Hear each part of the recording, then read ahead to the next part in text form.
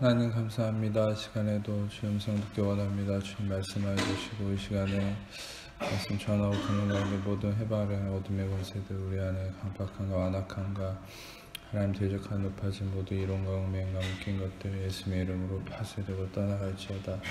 그 성령님만 이곳에 환영하고 초청하고 모셔드리고 인자하고 의지하오니 영광으로 임하시고 다스리시고 충만케 하시며 주의 나라 임하여 주시고 뜻이 하늘에서 이루어진 것 같이 땅에서도 이루어지며 주께서 위하신 각 심령 안에 30배, 60배, 100배 차고 넘치고 열매 가득하도록 이 시간 주장하시고 역사해 주옵소서.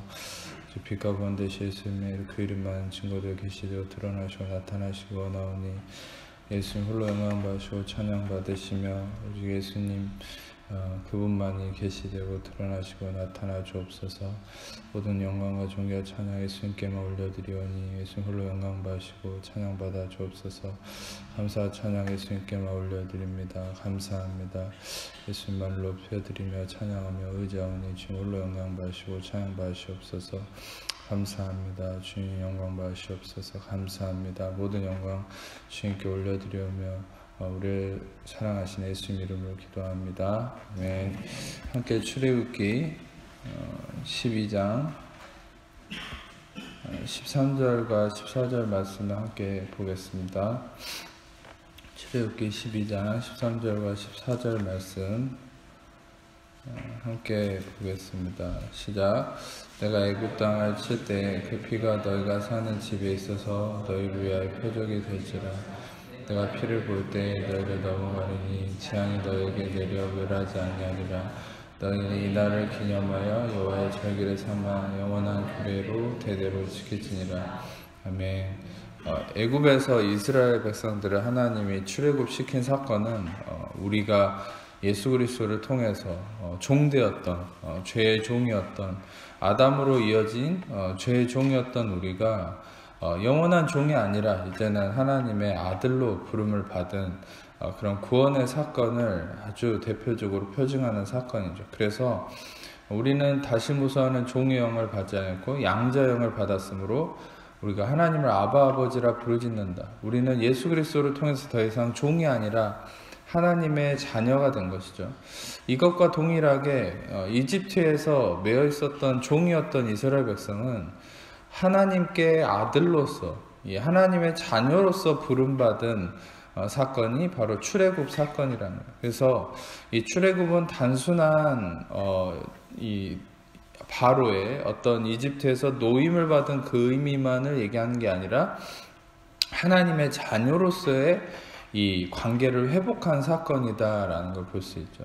그래서 이스라엘 백성들이 그 노예에서 해방이 되려고 할 때 모세가 이스라엘 백성들을 놓아달라고 바로에게 얘기했을 때 바로는 끊임없이 저항하고 거부를 했습니다. 놓기 싫었던 것이죠. 그게 악한 자의 속성이죠. 하나님 백성들을 놓지 않으려고 안간힘을 쓴다는 것이죠. 그런데 하나님께서는 그 모든 상황 속에서 이 10가지 재앙을 통해서 심판하십니다.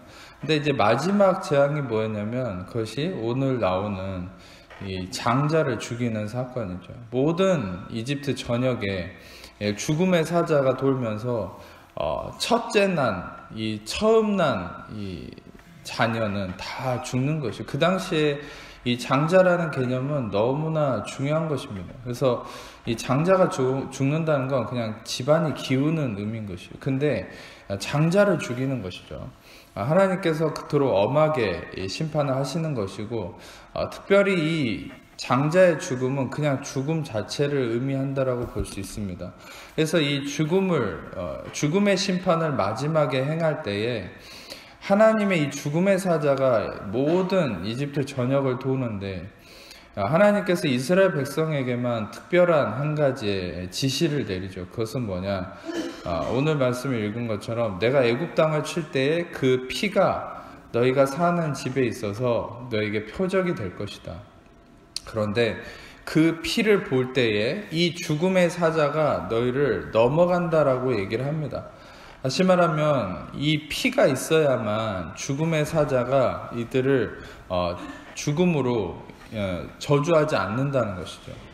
우리에게 있어서 이 피라는 사건이 얼마나 중요한지 우리는 이것을 가늠할 수 없어요. 도대체 우리가 이 피라는 게 어떤 의미냐? 이 피는 실상 여러분 이 이전에도 최초에도 여러분들에게 말씀드렸듯이 이 피는 어디서 처음 등장하는 것입니까? 단어적인 의미는 피가 나중에 등장하지만 우리가 실상 그 피라는 의미가 이 숨겨진 의미가 발생하는 곳이 어디냐면 아담이 처음에 죄를 짓고 하나님에게서 숨었을 때 그때 하나님께서는 아담이 스스로를 가리기 위해서 썼던 이 무화과 나뭇잎을 뺏어버리고 그들에게 동물의 가죽을 입히셨다고 나오죠. 근데 여러분도 상식적으로 생각해 보셔야 될 게 동물의 가죽이라는 거는 피를 흘리지 않으면 얻을 수 없는 것입니다. 다시 말하면 피 흘림이 있었기 때문에 동물의 가죽을 얻을 수 있는,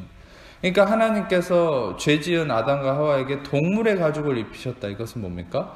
피 흘림이 발생했다는 거예요. 다시 말하면 그 동물의 가죽도 깨끗한 가죽이 아니라 막 죽인, 피가 뚝뚝 떨어지는, 피가 흥건히 젖어 있는 그런 가죽인 거예요. 그것을 아담과 하와에게 입히고 이 하나님 앞에 서게 했다.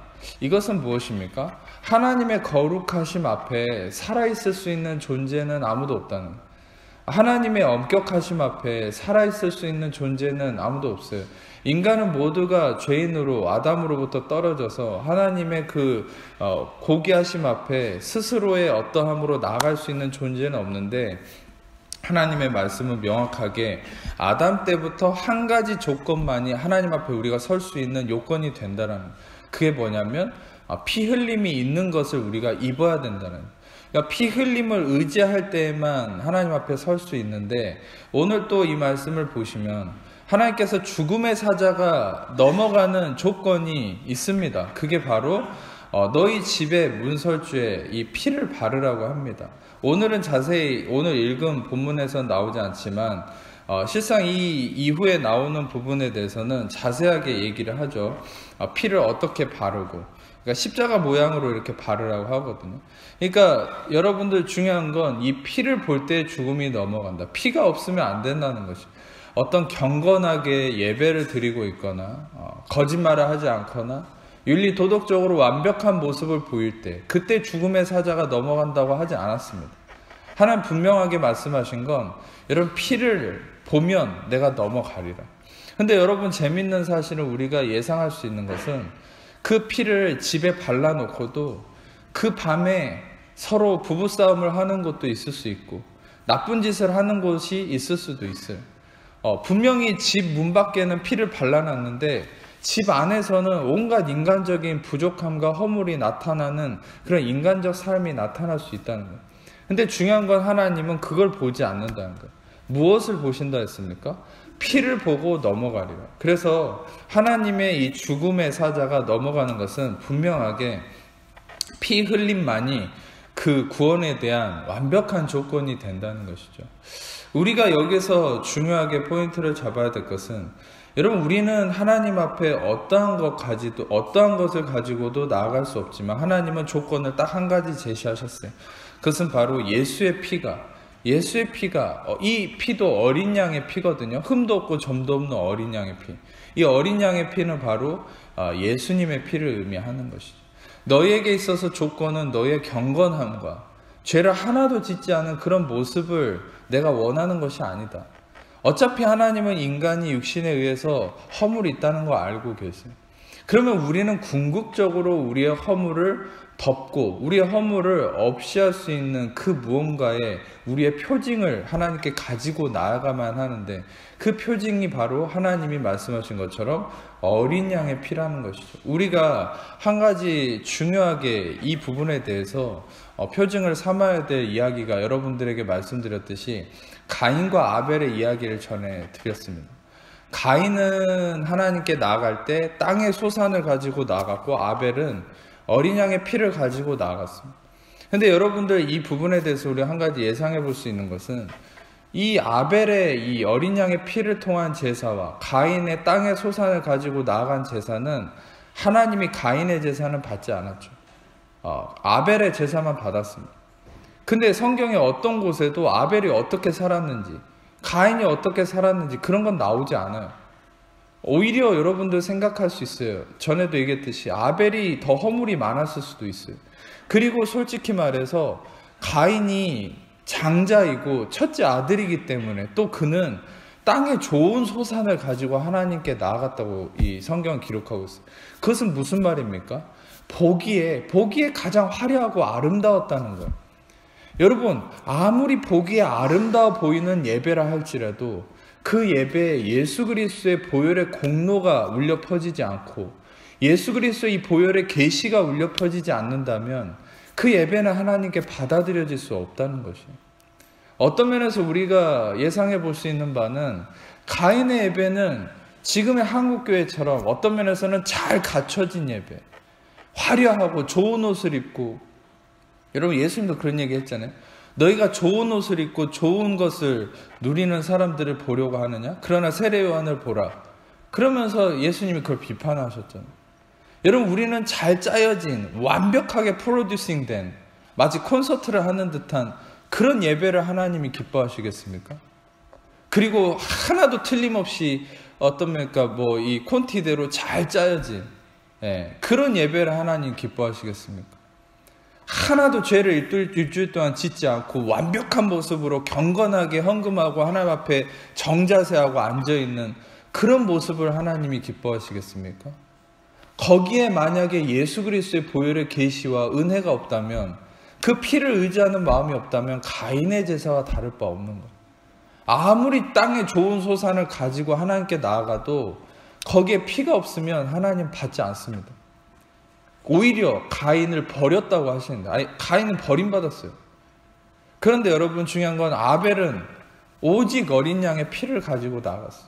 그가 어떤 모습일지라도, 그가 아무리 허름해도, 아무리 일주일 동안 죄를 많이 지었든, 아무리 아직도 끊지 못한 습관이 있든, 지금 문제가 있든 어쨌든, 여러분 중요한 건 어린 양의 피를 가지고 나아갔을 때 그 어린 양의 피를 통해서 하나님이 축복하시고 그 예배를 받으신다.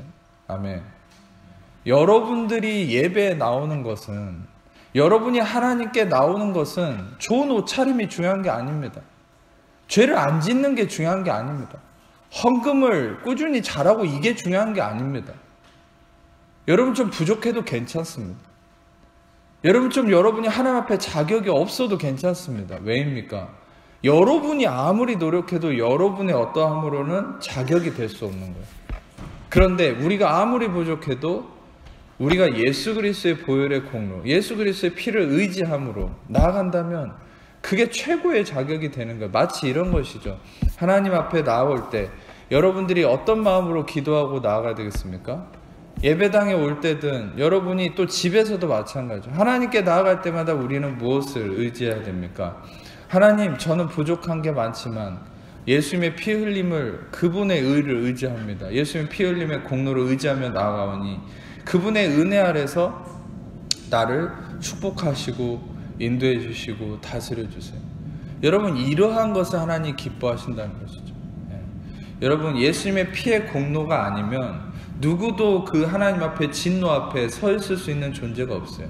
다시 말하면 여러분, 이 애굽 땅에서 하나님이 죽음의 사자가 돌 때 이 피 흘림을, 피를 다 바르라고 해서 이 피를 볼 때마다 죽음이 넘어간다. 이것은 뭡니까? 모든 하나님의 자녀들은 보호받을 수 있는 딱 한 가지 요건이 있다는 거예요. 유일한 피난처가 있다는 거예요. 여러분, 우리의 유일한 피난처는 어디입니까? 유일한 피난처는 우리의 경건성이 아닙니다. 우리의 경력도 아니고 스펙도 아니고 우리의 직분도 아닙니다. 목사, 장로, 권사, 집사라는 이런 어떤 직분도 아닙니다. 그런 게 여러분의 피난처가 될 수 없습니다. 여러분, 오직 우리를 보호할 수 있는 유일한 피난처, 우리의 보호는 바로 예수의 피밖에 없는 것이요. 아멘. 이 예수의 피만이 여러분의 보호, 유일한 보호막이 될 수 있는 거예요. 여러분, 아담은 어떤 면에서 볼 때, 여러분 제가 전에도 설교했듯이 창조는 구원을 기반으로 일어난 사건이라고 그랬죠. 그것은 무엇입니까? 바로 구원이라는 예시아가 창조하기 전에 그분이 존재했고 그 구원이신 예수가 바로 모든 창조를 아버지 하나님과 함께 성령님과 함께 이 땅에 이루신 것. 그래서 창조는 구원을 기반으로 하는 것이다. 그러면 여러분, 이 모든 세상의 창조는 예수의 피가 이미 근거가 돼 있는 거예요. 예수의 피는 우리의 인과관계 안에서, 인간의 시간 개념 안에서 원인과 결과의 의미로 생각하시면 안 돼요. 마치 이런 거죠. 인간이 죄를 지었기 때문에 그때서야 하나님이 예수를 예비해서 그 인과관계 안에서 하나님의 뜻을 생각하면 모든 게 오류가 일어나요. 그래서 잘못된 신학과 잘못된 교리가 나타난 거예요. 아니요. 인간의 인과관계를 초월하는 하나님의 카이로스, 하나님의 때의 관점에서 봐야 돼요. 과거, 현재, 미래가 없어요. 하나님은 항상 현재예요. 근데 그 하나님의 시간의 관점에서 뭘 봐야 되냐? 이미 하나님의 시간에서는 예수의 피가 근거가 돼 있어요. 이미 예수의 피 흘림의 공로 안에서, 십자가의 완성됨 안에서 인간의 이 모든 것이 창조가 된 거예요. 그러면 인간의 시간사 안에서 십자가가 예수님이 33년의 공생의 이후에 생겼는데, 그것은 하나님이 나타내 주신 거죠. 인간의 원인과 결과, 이 크로노스 안에서. 근데 이 크로노스, 인과관계를 뛰어넘는 하나님의 때 안에서는 그것은 이미 보혈이 있고 이미 십자가의 완성됨이 이루어진 거예요. 하나님의 때 안에서. 그러니까 창조가 되어질 때에, 이 땅을 창조하실 때 이미 보혈의 공로가 이 땅에 기반이 되어 있는 것이, 아멘. 이미 하나님의 영광 가운데 보혈이 이 땅을 다스리고 있는 것이죠. 여러분, 이 관점에서 봐보세요. 여러분, 그래서 아담은 하나님 보시기에 좋았더라. 전에도 얘기했죠. 토부, 보시기에 좋았더라. 근데 보시기에 좋았더라라고 하는 그 하나님의 놀라운 이 선포가 무엇을 의미한다 얘기했습니까? 이 세상에 토부라고 하는 좋았다라는 것은 예수님에게만 쓸 수 있는 수식어라고 그랬죠. 그것도 하나님이 좋았다. 토부는 우리가 표현하는 good이라는 의미에 국한된 의미가 아니에요. 가장 좋은 것이에요. 그 누구도 흉내낼 수 없는 가장 좋은 것. 여러분, 이 세상에 그 누구도 흉내낼 수 없는 가장 좋은 것은 예수님밖에 없습니다. 할렐루야. 그 가장 아름다운 것. 근데 하나님은 좋았다, 보시기에 좋았다, 토부, 이건 바로 예수님 그 자체를 의미합니다. 근데 아담과 하와는 어디 안에서 지어졌습니까? 바로 토부 안에 지어졌어요. 아담과 하와를 지어놓고 보시기에 좋았대, 너무 좋았대. 그거는 뭐냐? 아담과 하와는 예수님 안에 있었다. 아담과 하와의 존재는 예수님의 보혈 안에 있었어요. 여러분, 아담과 하와는요, 그 당시에 공룡과도 함께 존재했던 사람입니다. 여러분들에게 말씀드리면 성경적인 이 관점 안에서 공룡은 실존했습니다. 매머드도 있었고요. 집채만한 그런 동물들이 아담과 하와를 밟아 죽이지를 못해요. 아담과 하와에게는 권세가 있었고, 그 이면에 아담과 하와에게는 엄청난 보호막이 있었거든요. 그 보호막이 뭐냐? 바로 토부이신 예수 그리스도의 보혈이 그들을 보호하고 있었다는 거예요. 아담과 하와는 그들이 창조될 때부터 예수님의 보혈 안에 있었어요. 보혈이 그들을 보호하고 있었던 거예요. 근데 여러분, 잘 생각해 보세요. 근데 아담과 하와가 선악과를 먹었습니다. 선악과를 먹는다는 건 내가 주체자가 되는 거예요. 보혈의 공로를 의지하는 타인 의존적 어떤 이런 존재가 아니라, 인간은 여러분 철저하게 자율적 존재로 지어진 게 아니에요. 의존적 존재로 지어졌어요. 그러니까 자유의지를 주셨다고 하지만 여러분, 그 자유의지조차도 은혜의 섭리 안에 있어요. 마치 어거스틴이 얘기했던 것처럼, 어거스틴은 윌이라는 글이 굉장히 중요한 글인데, 어거스틴은 엄청난 바울의 후대를 잇는 이 은혜의 사역자입니다. 근데 이 어거스틴이 뭐라 했냐면, 윌이라는 글에서 나의 모든, 은총론이라는 글이죠. 실은 요거는 은총론에서 뭐라 했냐면, 나의 모든 자유의지는 은혜의 섭리 아래 있다라고 얘기해요. 이게 실상 하나님의 진리의 관점에서 볼 때 맞습니다. 우리의 자유의지가 절대 하나님의 은혜의 섭리를 벗어날 수가 없어요. 인간의 프리 초이스라고 하는 자유의지는 절대적이지 않습니다. 여러분이 아셔야 될 건, 하나님은 이미 자유의지로 인간이 선악과를 선택한 거 알고 있었어요. 그럼에도 여러분들이 이 안에서 무엇을 생각해야 되냐? 선악과를 먹고 떨어질 거 알지만 하나님은 이미 하나님의 때 안에서 그리스도를 예비하셨고, 그 예비하심 속에 구원하심과 심지어 계시록에 예비된 새하늘과 새 땅까지 이미 여러분들 다 예비하시고 앞서서 다 보고 계시는 게 하나님의 섭리. 여러분, 하나님의 섭리가 여러분의 자유의지보다 더 뛰어나고 더 앞서 있다는 걸 여러분 인정하셔야 돼요. 아멘. 이거를 인정하지 못하면요, 인간의 잘못된 교리가 형성되는 거예요. 그래서 인간의 행위 구원론이라든지 이런 게 다 이단으로 교회사 안에서 정죄당했던 거예요. 왜냐? 자유의지를 너무 위대하게 생각하는 거예요. 여러분, 인간은 그렇게 대단한 존재가 아니에요. 여러분 자신도 마찬가지예요. 우리에게 있어서 진짜 대단한 존재는 예수님밖에 없습니다. 아멘. 우리가 내 자유의지를 너무 위대하게 생각하니까 하나님 계획하신가 섭리를 믿지 못하는 거예요. 그러니까 불안해하는 거예요. 그러니까 두려워하는 거예요. 내가 앞서 나가는 거예요. 아니요. 하나님의 섭리와 하나님의 계획하신가 하나님의 예비하심이 여러분의 자유의지를 이미 다스리고 있습니다. 아멘. 여러분 너무 두려워하지 마세요. 여러분의 자유의지로 망가질까 봐 두려워하지 마세요. 여러분이 실상 자유의지로 사망의 음침한 골짜기로 갈지라도 해를 두려워하지 않을 것은 주의 지팡이와 막대기가 이미 예비돼서 여러분을 안위하시고 인도하십니다. 아멘. 네, 그렇습니다. 이 아담과 하와의 이 어떤 뭡니까? 이 상황을 다시 얘기하면 아담과 하와는 예수의 보혈의 공로 안에 이미 예비된 은혜 아래에 있었죠. 근데 내가 내 힘으로 혼자서 서겠다고 선악과를 먹는 순간 어떻게 된 겁니까? 보혈의 진리 안에서 나와버린 거예요. 아담과 하와는 보혈에서 벗어난 거예요. 그래서 어떻게 됐습니까? 수치와 두려움에 폭로당. 여러분, 우리는 보혈의 진리를 의지하지 않으면, 예수님의 보혈의 공로를 의지하지 않고 내 피를 의지한다. 결국 예수님의 피를 의지하지 않고 내 피를 의지한다는 게 무슨 의미입니까? 나의 희생, 나의 대가집을, 나의 어떠함을 의지해서 나의 땀 흘림과 나의 희생을 의지해서 사는 이 세상적 존재를 의미하는 것입니다. 여러분들, 나의 희생과 나의 땀 흘림과 나의 대가집으로 의지하는 게 바로 내 피를 먹고 사는 사람. 아니요. 우리는 예수님의 희생과 대가집을과 예수님의 어떠함을 먹고 사는 자. 바로 예수님의 피를 먹고 사는 게 여러분과 저입니다. 아멘. 예. 그래서 여러분들 아담과 하와는 어떻게 저주를 받았습니까? 이 예수님의 피 흘림이 아니라 나의 땀 흘림, 나의 힘, 나의 대가집을, 나의 희생, 바로 나의 피 흘림으로 떨어진 거예요. 그건 갈라디아서 5장 4절과 마찬가지죠. 율법의 행위로 의롭다함을 얻으려 한 너희는 그리스도에게서 끊어지고 은혜에서 떨어졌다. 바로 그런 존재가 됐어요. 그래서 어떻게 저주를 받았습니까? 하나님께 너는 흙이니 흙으로 돌아가. 네가 종신토록 땀을 흘리고 수고해야 소산을 먹을 것이다.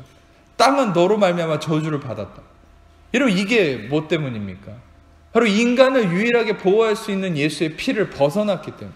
예수의 피를 벗어났다는 게 뭡니까? 막 부흥사들이 막 외치는 것처럼 예수의 피 막 주문처럼 외치는 그런 의미가 아니죠. 예수의 피를 벗어났다는 게 뭐예요? 내 피를 먹고 사는, 바로 내 의지, 내 희생, 나의 대가집으로 의지하고 사는 그런 존재가 돼버렸다. 그럴 때 인간은 자신을 둘러싸고 있던 보호막이 사라져버려요. 지금도 크리스천들이 마찬가지예요. 예수의 피를 의지하지 않고 내 피를 먹고 살면, 나의 희생과 나의 대가집으로 의지하고 살면 우리는 보호막이 뚫려버려요. 그런 수치와 정죄와 두려움 가운데 폭로돼 버리는 거죠.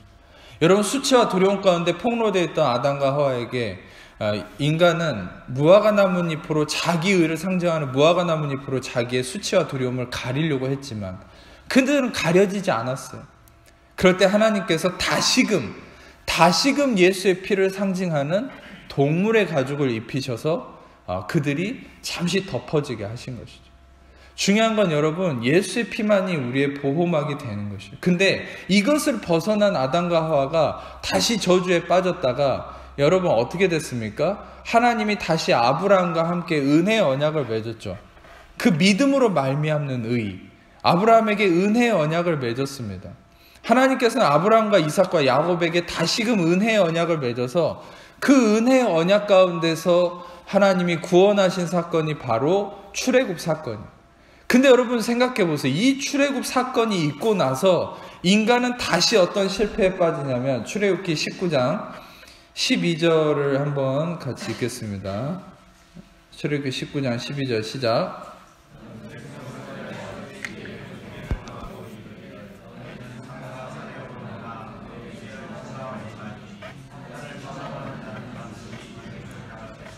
보세요. 하나님의 어조가 완전히 바뀌죠. 실상 이전에는 이스라엘이 아무리 양식이나 물 때문에 불평하고 짜증내도 한 명도 죽이질 않습니다.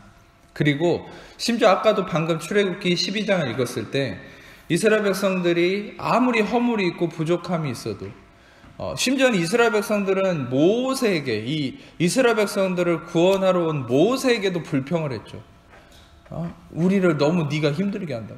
그 하나님의 구원 사역 안에서도 이스라엘 백성들은 불평하고 짜증냈거든요. 그럼에도 하나님이 출애굽기 12장에서는 너희들의 문에 어린 양의 피를 바르면 죽음의 사자가 너희를 넘어갈 거다. 죽이질 않습니다. 그런데 언제부터 죽음이 다시 선포됩니까? 언제부터 아담과 하와에게 임했던 그 죽음의 저주가 다시 선포되는 겁니까? 이스라엘에게? 바로 이 출애굽기 19장에서부터 시작됩니다. 이 출애굽기 19장에서 어떤 사건이 있었습니까? 하나님은 이스라엘 백성들에게 은혜의 언약을 상기시키죠. 나는 너희 하나님이고 너희는 나의 백성이 될 거다. 너희가 내 안에 있으면, 마치 요한복음 15장의 말씀처럼 나는 포도나무고 너희는 가지니까 이 관계 안에 머물러라.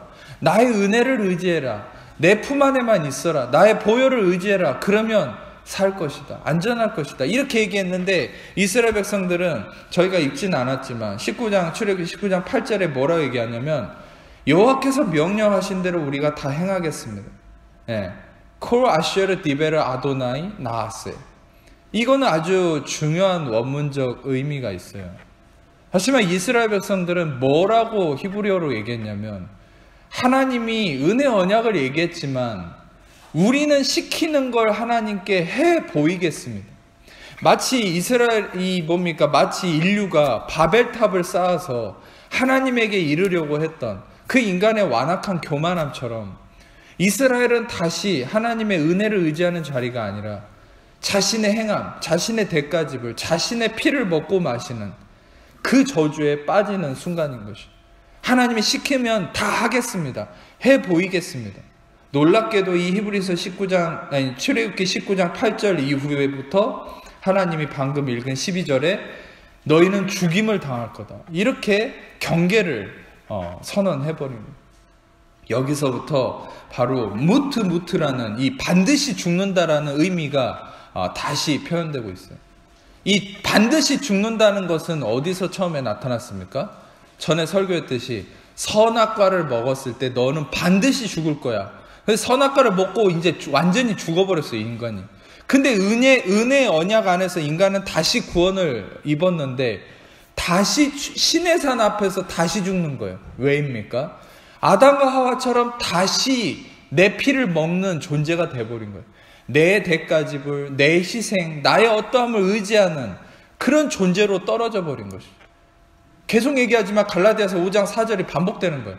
율법의 행위로 의롭다함을 얻으려는 너희는 그리스도에게서 끊어지고 은혜에서 떨어진다. 그리스도에게서 끊어지고 은혜에서 떨어진다는 게 뭐예요? 보혈의 이 보호막을 떠나버리는 거예요. 내가 나의 피로 나를 감싸고 있는 거예요. 내 희생, 내 대가지불을 의지하는 삶을 사는 거예요. 그래서 우리는 어떤 육체적 기제가 있습니까? 내가 이렇게 했는데, 내가 이만큼 희생했는데, 내가 이만큼 대가를 치렀는데 뭔가 결과가 나와야 되지 않나? 내가 이만큼 했는데? 그게 여러분 인간이 자기 피를 의지하고 사는 거예요. 자기 희생, 자기 대가집으로 먹고 사는 거예요. 그러면 우리에게 있어서 보장된 건 하나밖에 없어요. 수치와 두려움밖에 오지 않는 거예요. 정죄함밖에 오지 않는 거예요. 근데 여러분 실상 생각해보세요. 로마서 4장에서도 그렇고 여러분 로마서 3장과 4장에 계속돼서 얘기하는 성경의 원리가 뭡니까? 아브라함이 그 행한 바로 하나님께 의롭다함을 얻은 것이 아니다. 아브라함이 오직 믿음으로만이 의롭다함을 얻었다. 우리가 아무것도 행하지 않아도, 우리가 경건하지 않아도 그 경건하지 않는 우리를 경건하다고 일컬으시는 그 하나님을 믿으면 그 믿음을 의로 여기시나니. 아멘. 여러분, 하나님은 여러분의 행함으로 여러분의 어떠함을 판단하지 않습니다. 이 원리 안에서 자꾸 그리스도인들이 퇴보하는 거예요. 자꾸 내 피를 먹는 거예요. 우리는 나의 행함으로 나의 어떠함이 결정되는 게 아니라 예수의 보혈의 공로가 나의 어떠함을 결정하는 거예요. 하나님은 그것을 통해서 여러분을 판단하신다는 것이죠. 로마서 4장 15절을 같이 읽어보겠습니다. 시작. 율법은 진노를 이루게 하나니 율법이 없는 곳에는 범법도 없네.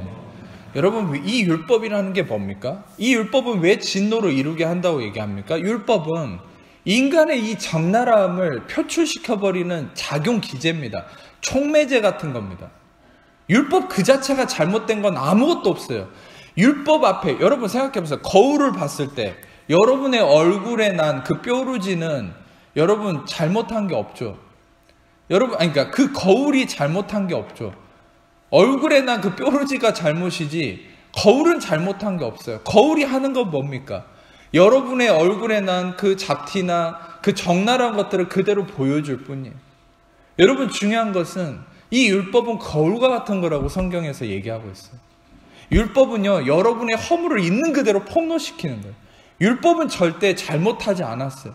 율법은 흠도 없고 점도 없는 완벽한 거예요. 그러나 우리가 율법을 통해서 의롭다함을 얻을 수는 없어요. 왜? 우리의 허물을 드러내니까요. 로마서 5장 20절의 말씀처럼 율법이 온 것은 범죄를 더하게 하려 함이다 라고. 율법은 여러분의 죄를 드러냅니다. 여러분의 허물을 드러냅니다.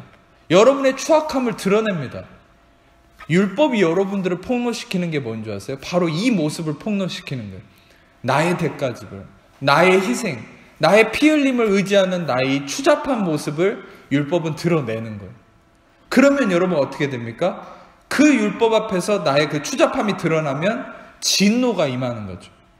그러나 율법이 없는 곳에는 범법함도 없다. 이렇게 로마서 4장 15절에 얘기했는데 다시 5장 9절 읽겠습니다. 5장 9절 시작.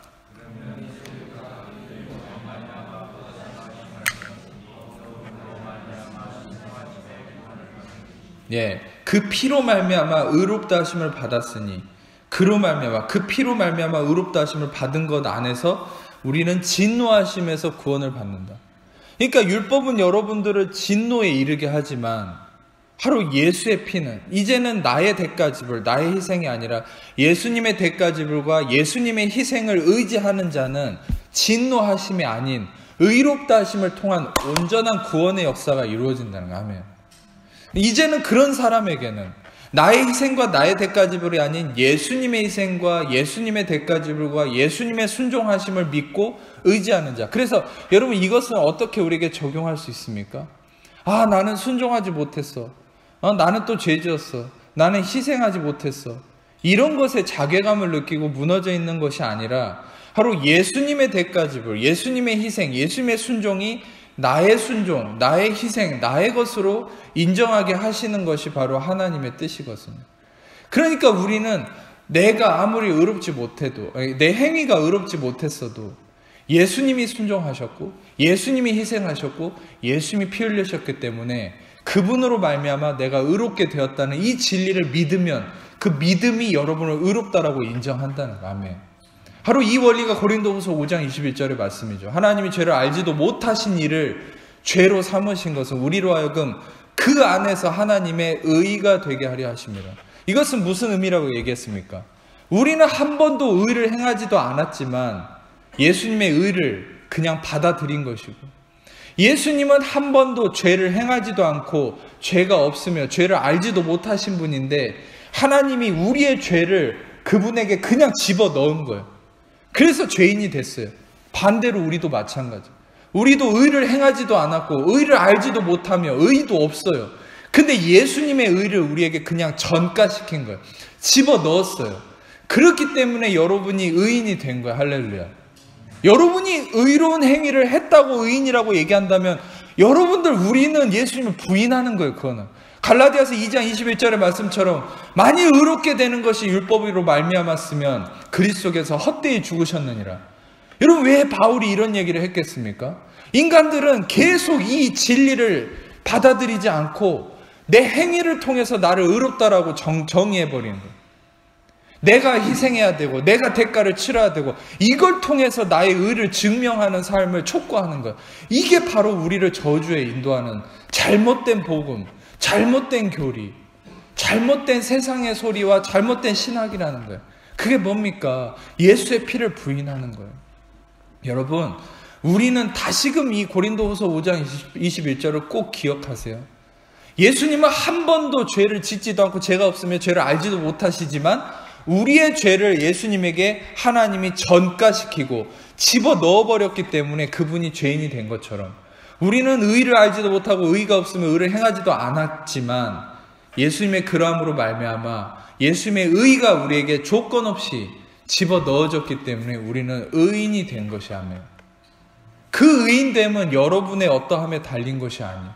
여러분의 의인됨은 예수의 피 흘림을 기반으로 여러분이 의인된 것이, 할렐루야. 그래서 여러분들은 의인으로서의 복을 받는다. 이게 뭡니까? 이게 바로 갈라디아서 3장 13절과 14절에 이르는 말씀이죠. 갈라디아서 3장 뭡니까? 갑자기 헷갈려요. 갈라디아서 3장 13절과 14절은 무엇입니까? 그것은 그리스도의 저주를 받은 바 되사 율법의 저주에서 우리를 속량하셨으니 기록된 바 나무에 달린 자마다 저주를 받은 바 되었으며, 이는 그리스도 안에서 아브라함의 복이 이방인에게, 즉 여러분과 저에게 미치게 하고 또 우리로 하여금 그 안에서 믿음으로 말미암아 성령의 약속을 받게 하려 합니다. 여러분, 우리는 그렇습니다. 우리는 이 갈라디아서 말씀처럼 이 아브라함의 복이라는 게 뭡니까? 믿음으로 의롭다함의 복인 거예요. 그것이 우리에게 이루어졌다는 거예요. 믿음으로 의롭다는 것은 우리의 어떠함으로 기준된 것이 아닙니다. 바로 예수님의 피가 근거가 돼서 그 예수님의 피로 인한 값없는 그 믿음도 나의 믿음이 아니죠. 선물로, 에베소서 2장에서 얘기한 것처럼 선물로서 주어진 믿음, 그 값없는 믿음으로 여러분이 의롭다함에 이르렀다. 그래서 결론은 뭡니까? 우리는 한 게 아무것도 없는 거예요. 우리는 주장할 수 있는 게 없는 거예요. 우리가 할 수 있는 건 오직 우리가 의롭게 된 것에 대해서, 보혈의 피 공로 안에 있는 것에 대해서 감사하고 우리의 힘을 빼고 그냥 보혈 안에 안식하는 거예요. 내가 대가를 치르려고, 내가 희생하려고 나의 피를 먹기 위해서 온갖 힘을 쓰는 여러분의 그 인간적 육신의 힘을 빼야 되는 것이에요. 그리고 예수의 보혈 안에, 십자가의 그늘 안에 안식하는 것이에요. 마치 엘리야가 로뎀 아래서 안식하고 누워서 자면서 예수님을 상징하는 그 떡과 물을 먹고 힘을 얻어서 호렙까지 가게 됐던 그 사건처럼, 여러분들은 이 힘들고 지쳐있는, 뭐에 힘들고 지쳐있습니까? 우리는 나의 희생과 나의 대가 지불을 이루려고 하는 그것에 지쳐있는 거죠. 여러분, 그냥 힘을 빼세요. 그냥 여러분의 희생과 대가 지불을 더 이상 하려고 하지 말고 그것을 멈추세요. 그리고 오직 예수님의 희생과 대가 지불을 의지하세요. 아멘. 그것이 바로 예수님의 피를 먹는다라는 거예요. 예수님의 피를 먹는다는 건 아까도 얘기했듯이 무슨 부흥에서 얘기하는 것처럼 막 주문이나 부적을 붙이듯이 막 예수의 피 막 이런 식으로 막 하는 게, 그게 예수의 피를 의지하는 게 아니죠. 예수의 피를 의지하는 건 정확한 이 진리를 알고 여러분이 마음에 새겨야 된다. 그게 뭡니까? 계속 반복하지만 나의 어떠함, 나의 희생, 나의 대가 지불이 아닌 예수님의 희생과 대가 지불을 의지하고 그분 안에서 안식함으로 나의 어떠함과 상관없이 그분의 희생과 대가 지불 피로 인해서 내가 의롭게 되었다라는 이 진리를 믿고 그분 안에 안식하는 것이 바로 여러분들이 예수의 피를 의지하는 삶이라는 것이죠. 아멘. 네, 그래서 여러분들 이 예수의 피의 대가 지불 안에 거하는 것이 여러분들의 삶인데, 여러분 말씀을 이제 마무리하겠습니다. 여러분, 중요한 것은 우리는 율법이 진노를 이루게 한다, 이 피를 벗어나면 진노가 임한다라는 사건이, 구체적인 하나의 재밌는 사건을 좀 보여드리고 싶은데, 그게 사무엘상 6장에 19절에 나와 있는데 한번 보겠습니다. 사무엘상 6장 19절 20절 같이 읽겠습니다. 시작.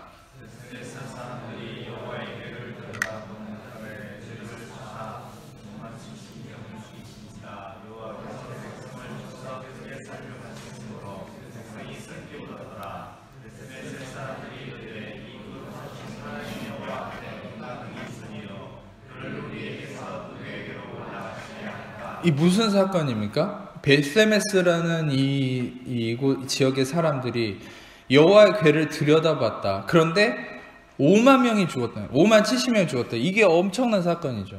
5만 명이 죽었다는 게 일반적인 사건은 아니잖아요. 근데 어떤 일이 있었길래 이런 사건이 일어난 겁니까? 언약궤를 들여다본 거예요. 언약궤를 들여다본 게 왜 잘못입니까? 실상 언약궤는 어떤 구조로 이루어졌고 무엇이 문제인지를 봐야 되는데, 출애굽기 25장 21절에서 22절 말씀 같이 읽겠습니다. 시작.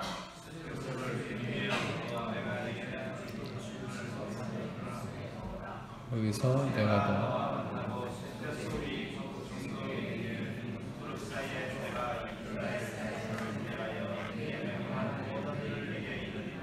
이 언약궤는 그 안에 이 십계명의 돌판이 있고 위에 뚜껑이 있다고 그랬죠. 그 뚜껑이 속죄소라고 하는 겁니다.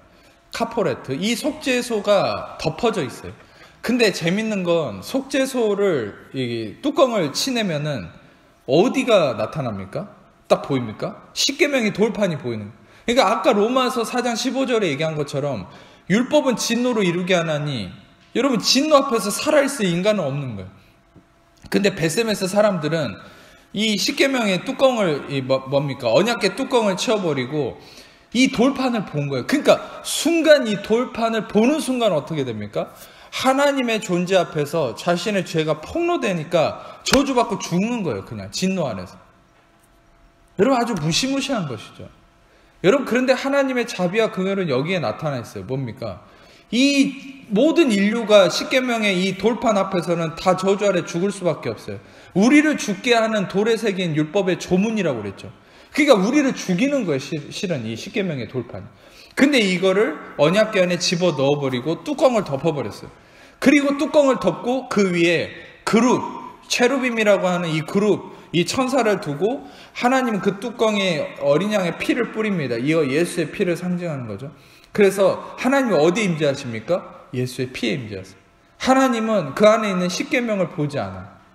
십계명을 보면 다 죽일 수밖에 없거든요. 근데 이걸 집어넣고 어린 양의 피에 임하니까 인간이 죽지 않는 거예요. 긍휼하심 안에 있는 거예요.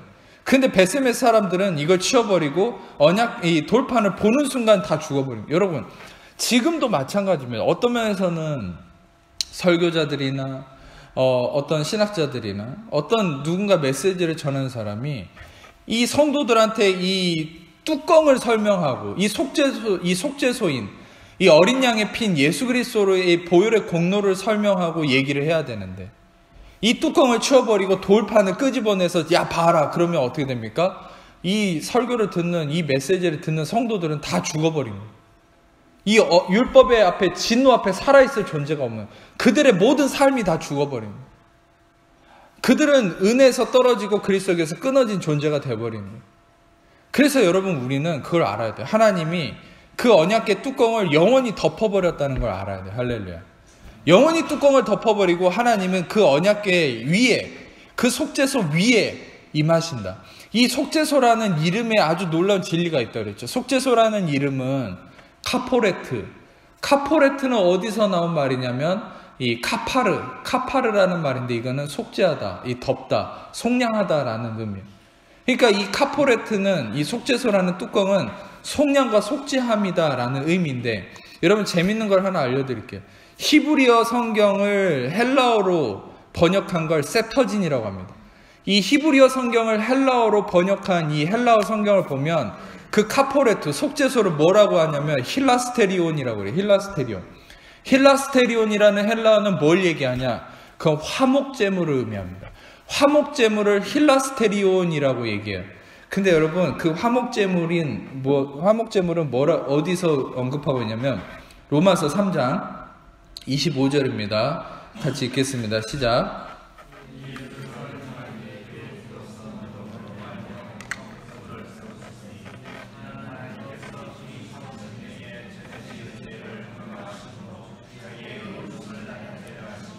네, 여기서 이 화목제물, 바로 우리의 화목제물 대신 예수 그리스도, 그분이 힐라스테리온, 카포레트, 그분이 속죄소.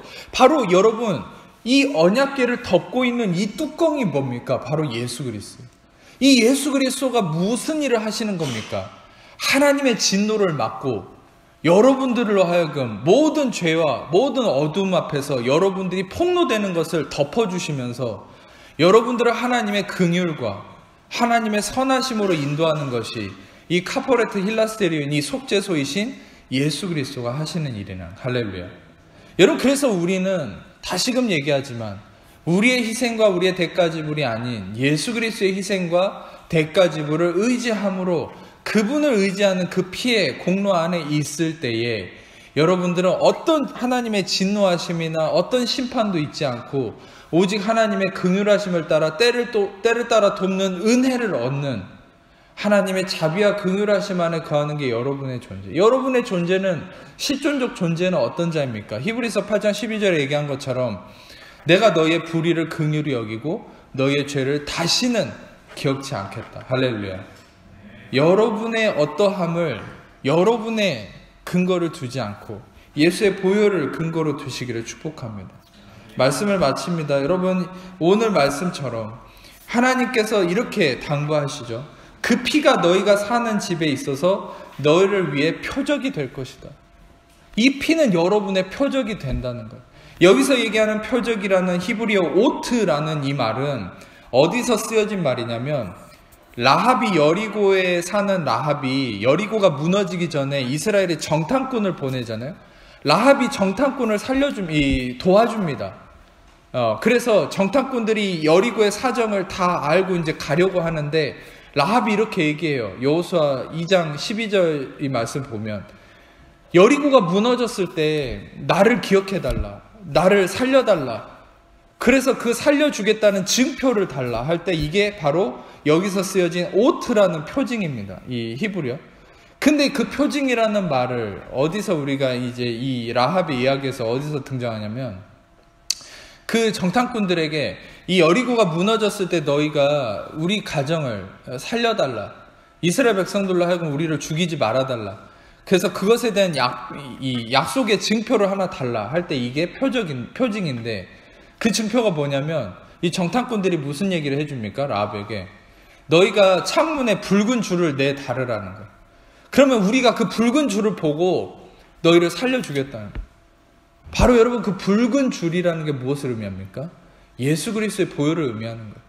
바로 예수 그리스도의 보혈을 내다른 라합의 집안은 여리고가 다 무너지고 나서 이스라엘이 한 명도 죽이지 않고 그 라합은 심지어 누굽니까? 다윗의 조상이에요. 라합은 예수님의 조상이에요. 할렐루야. 이 이방 여인이 죽음을 당할 수밖에 없는 하나님의 진노 아래 있었던 이 이방인 라합이 보혈을 의지했을 때 그 보혈이 표징이 돼서 그가 예수님의 족보에 오르는 구원에 이르는 자가 되었죠.